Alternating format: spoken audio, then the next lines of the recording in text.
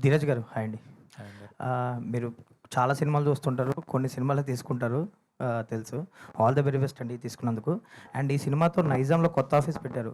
అసలు ఏంటి నైజాంలో ఏం జరుగుతుంది? మీరు పెట్టారు. లైక్ అన్నపూర్ణ గారు అన్నపూర్ణ స్టూడియోస్ కూడా అంటున్నారు. ఇంకో ఇద్దరు ముగ్గురు డిస్ట్రిబ్యూటర్లు కూడా దిగబోతున్నారని.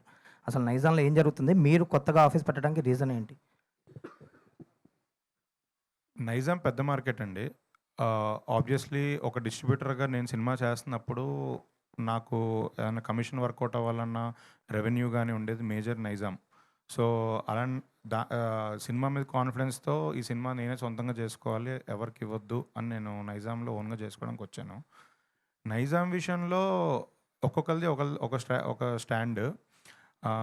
బట్ నా స్ట్రాంగ్ ఫీలింగ్ ఏంటంటే ఇన్ని ఇయర్స్ నుంచి రాజు గారు, శిరీష్ గారు వాళ్ళు నాకు 20 ఇయర్స్ నుంచి బాగా సపోర్ట్ చేశారు. నేను ఇవాళ ఇండస్ట్రీకి నన్ను ఫస్ట్ తీసుకొచ్చింది రాజు గారి దగ్గర నుంచి వచ్చాను. తర్వాత అరవింద్ గారు నన్ను ఈ స్టేజ్కి మీకు అందరికీ తెలుసు, లాస్ట్ అన్ని ఫిలిమ్స్ నేను అరవింద్ గారితోనే కలిసి చేశాను. అరవింద్ గారికి కూడా నైజాంలో ఆఫీస్ ఉంది. మైత్రి, రవి గారికి, శశి గారికి వాళ్ళకి ఆఫీస్ ఉంది. ఎవరికి ఏం ఇష్యూస్ లేదు. నిజంగా నేను ఈ సినిమా సొంతంగా చేసుకుంటా అంటే అందరూ నాకు సపోర్ట్ చేసి ముందుకు తీసుకొచ్చారు.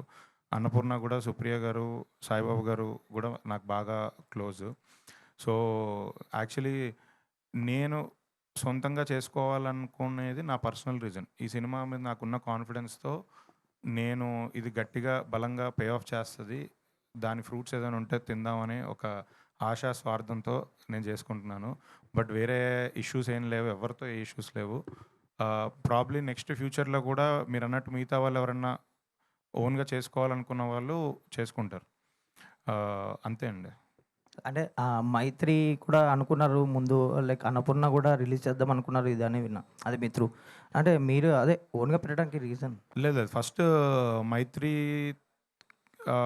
తో టాక్స్ జరిగాయి. కపుల్ ఫ్రెండ్లీ నేను నైజాం మైత్రికి ఇద్దామని.